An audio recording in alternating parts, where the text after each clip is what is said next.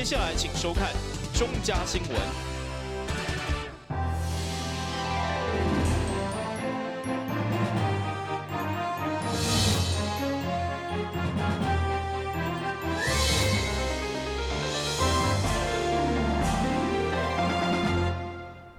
大家好，我是陈碧纯，欢迎收看8月20号礼拜二的中嘉台南地方新闻。伫个咸水溪堤防边拢是国有地，不过长年以来当地环境拢是由研发的里长带领志工来进行维护。为了替辛苦的里长甲志工争取应该有的奖励，上午伫个立委陈廷辉的争取之下，第6号全局的局长亲身出席，甲地方签订领用的合约。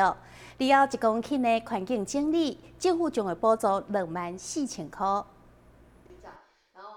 会中包括咸水溪堤防、甲咸水溪排水等研发5里里长拢出席，用正式签约方式，到嚟利用咸水溪堤防的环境整理。立委陈廷辉表示，过去这里其实拢会动员里来志工做伙到嚟环境维护，不过所整理的环境拢是第6号全局的用地，所以希望透过正式签约，和公部门甲民间协力，嘛互志工一个实质的奖励。认养之后就是要做环境维护的工作，然后包括有一些场地的清理啊，就是绿带的清理啊等等。那我们六合局也会有一个奖励鼓励的一个性质。那未来在这个区块就由我们各里来维护，所以今天我们几位里长都到，然后未来这些重责大任也希望能够这个志工好朋友，因为通常都是我们志工在协助我们政府在维护这些环境，但是也希望说我们的政府可以给他们一点鼓励。对此，第6号全局局长嘛亲自告场，肯定这项民间参与公共服务的精神，嘛制出一档1公顷补助24000的标准，希望大家共同来打拼。社区里长这些民众来协助我们来维护这些环境让民众可以更容易来清水的话，让这个我们目前一直在推这个水环境。那就是让民众能爱水、清水、知水那这样的情况之下，1公顷我们是补助24000，1公顷是补助24000，所以看你的面积有多大，那就补助有多少，那就按照这个比例来计算了政府有限，民间无限，透过立委的牵线，目前咸水溪堤防利用的面积高达10公顷，嘛希望达到抛砖引玉的效果。但新闻顾问及何乔邦采访报道。8月21号，将伫个日新国小举办的108年课纲说明会，因为主办单位是立委林俊宪办公室甲教育部，互议会国民党团动员召开记者会，强烈批评这根本就是教育部利用行政资源，伫个替林俊宪辅选，要求检调爱介入调查。在这场立委林俊宪所举办的108年课纲说明会海报，要伫日新国小礼堂举办，引起议会国民党团强烈反弹。嘛因为大人头质疑根本是立委的文宣，强烈批评这明显就是教育部辅选，和政治进入校园，要求民主政治应该公平竞争，一视同仁。是教育部在辅选吗？教育部在辅选吗？还是就像刚刚我们书记长讲的，是不是我们也可以来借，无党籍也可以来借，各个立委候选人都可以关心这个议题，来借各个学校来办各个说明会。总统跟立委员选举期间，行政中立了第二个，我们请日新国小应该马上取消明天这个说明会，因为这个很明显是浮选的动作，那唯一的方法就请林县委员先来对吧？卖给教育局，卖给日新国小，陷他们于不义。那为什么教育部借用的话，主办单位是林敬宪，协办单位是那个什么？是我们台南市中小家长协会，还有台南市南区的家长联谊会，讲的挂羊头卖狗肉嘛？你主办单位是林敬宪呐。对此，日新国小甲教育局拢表示，108年课纲是教育政策，该说明会是教育部主动发文，以地方政府立场会尽量配合。校方嘛是单纯借场地，相当无奈。学校是按照场地的借用办法里面，然后那个主办单位是教育部，教育部跟我们借用场地，然后主要的一些议题呢，是跟教育议题有相关的，就属于108课纲。好，然后它的对象是不特定的家长，我是说这样有介于场地。不过，当议员看到教育部国教署的公文是转告立委林俊宪国会办公室时，经抗议上离谱，大家性地拢压起来，除了要求取消活动，甚至要求减掉单位戒律。对此，立委林俊宪事后以新闻稿回应，举办课纲说明会，甲民众直接沟通是天经地义。而且不只有民进党立委办，国民党立委柯志恩、林奕华嘛拢伫选区举办，完全无教育部替立委辅选。因为国民党的议员指控完全是乌龙搞笑，等于是扇家己人的嘴皮。但新闻管制何超邦采访报道。议长郭信良伫当选就职迄天就宣布要做转民议长，所以包括举办小小台湾灯会、办画图、征文比赛，拢互民众会当亲近议会。现主席议长更加进一步，要伫假日时开放广场，互个人甲团体来申请借用，希望互议会空间达到台湾利用的效果。而且，伫议会办小小台湾灯会以后，得到民众热烈的回响，互大家拢发现原本严肃歹亲近的议会，其实是遮尔美丽个放松。毛议长郭信良进一步佮拍算免费开放广场，互团体甲个人登记借用。不管是办活动，或者是农业产品的推广，拢会当。得对20号开始，先试办到年底。因为台南市议会要和人民接地气，和人民共同来使用这个议会的广场，那也多多的这个广场能够有台南市民更多来使用，那也是非常很高兴的事情。所以这是非常引爱达利呢鼎力的支持这项的活动在此呼吁所有台南市市民共同来台南市议会走一走，共同来台南市议会办各项的竞赛球类，包括技艺的竞赛，非常欢迎人民团体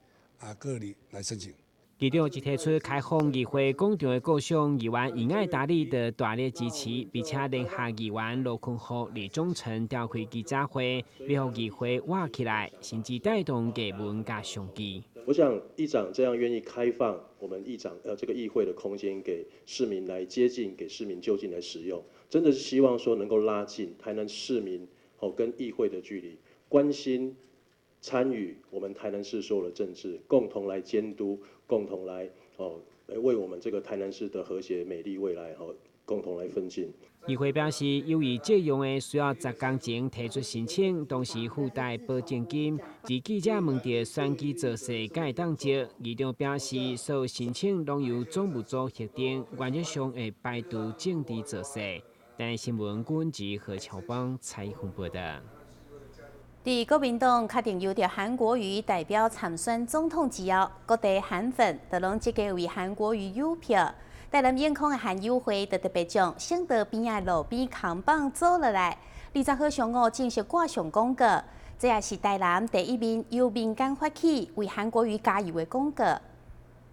现在来到省道台一线的中正北路，就会使看到路边有一个韩国瑜的大型扛棒。这个高达8公尺的扛棒是由着台南永康区的韩友会主动挂起的，希望透过这样的方式来提升台南韩粉的士气。虽然挂扛棒的时阵是上班时间，但是也来了侪港铁韩粉到场相听。韩友会也强调，未来将会持续伫各区为韩国瑜来加油。很多的绿色媒体一直在抹黑韩国瑜，像吴子嘉说韩国瑜外面有私生子啊，这个更多乱讲的。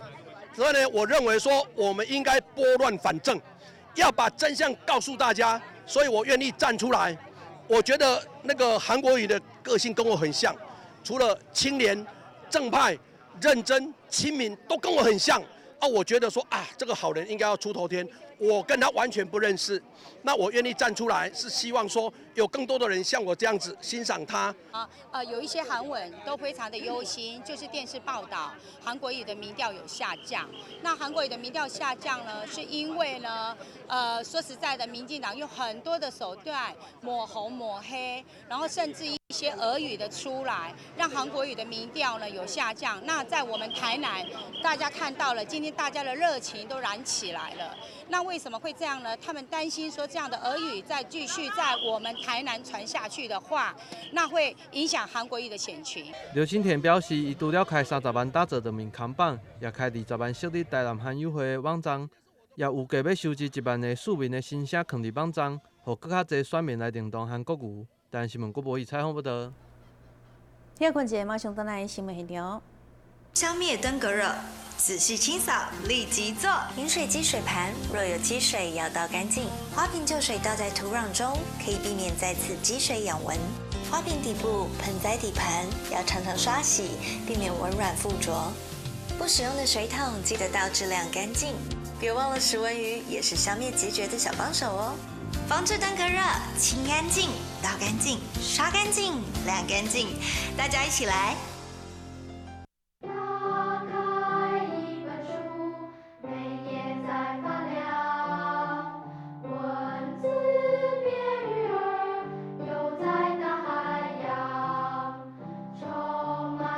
欢迎你和我一起来收看《飞读 Book》台南爱读册。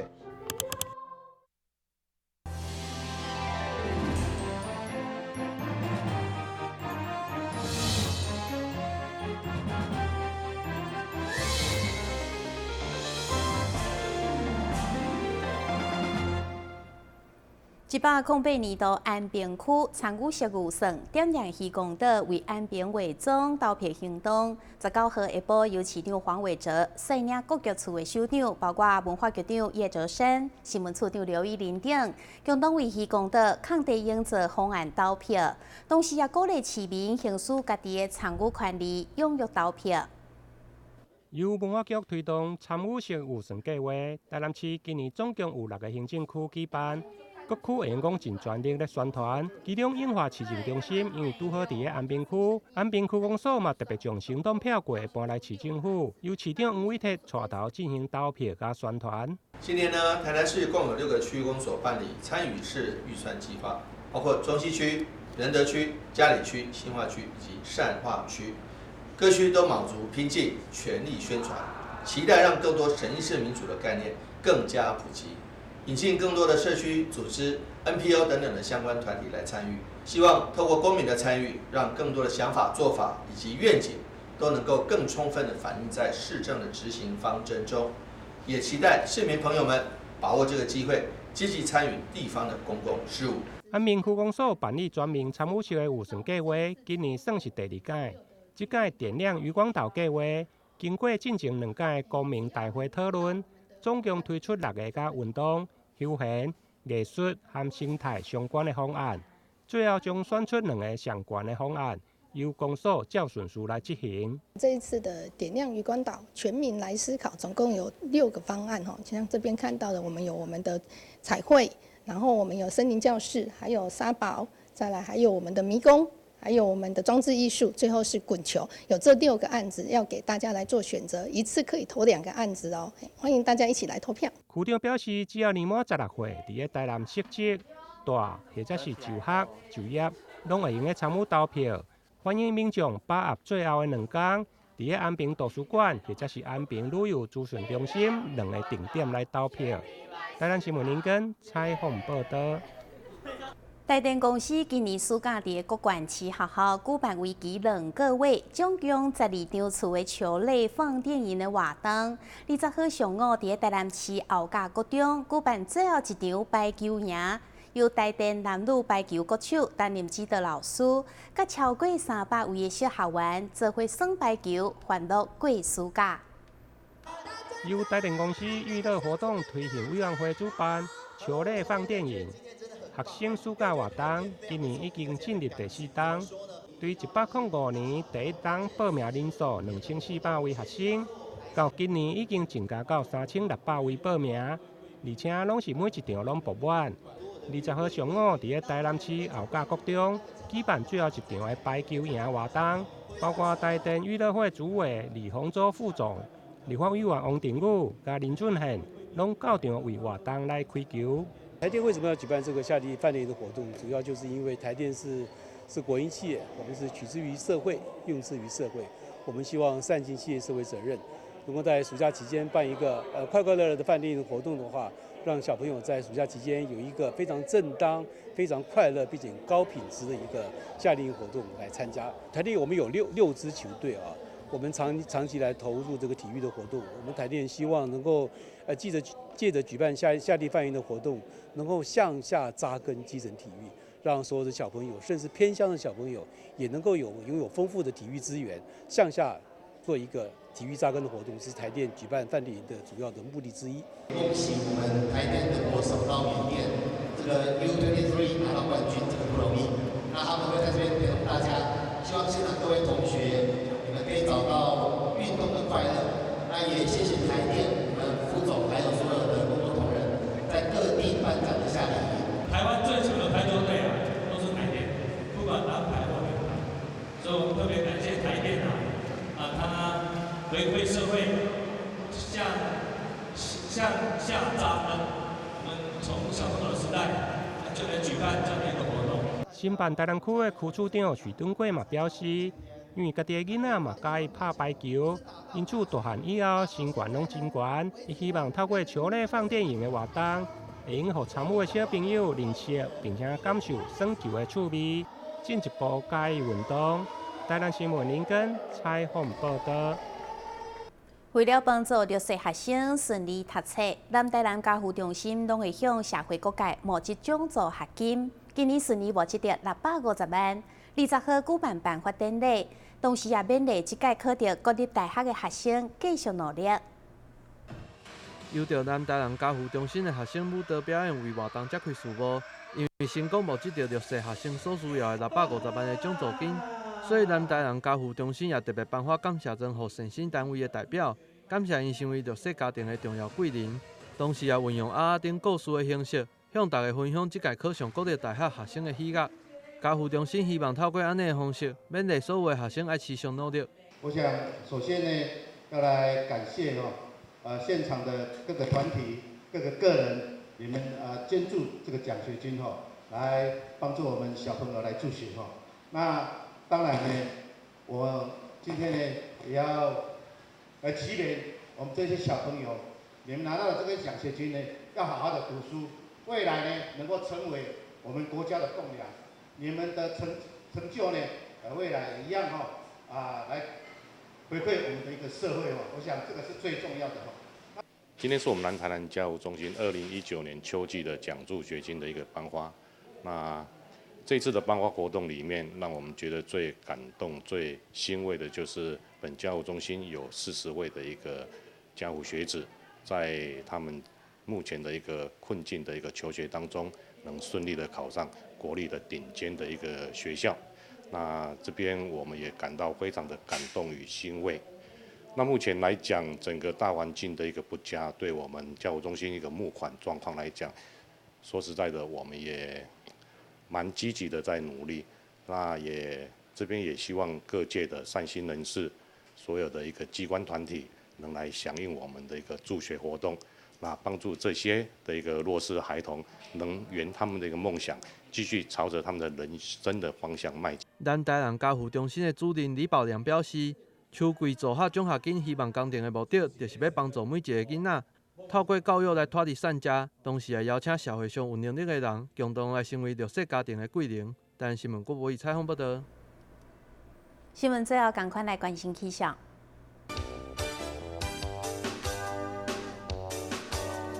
明仔载是多云短暂阵雨，或者是雷雨的天气，温度26度到27度，落雨的几率有6成。海面平均风力5级到6级，上大阵风是9级。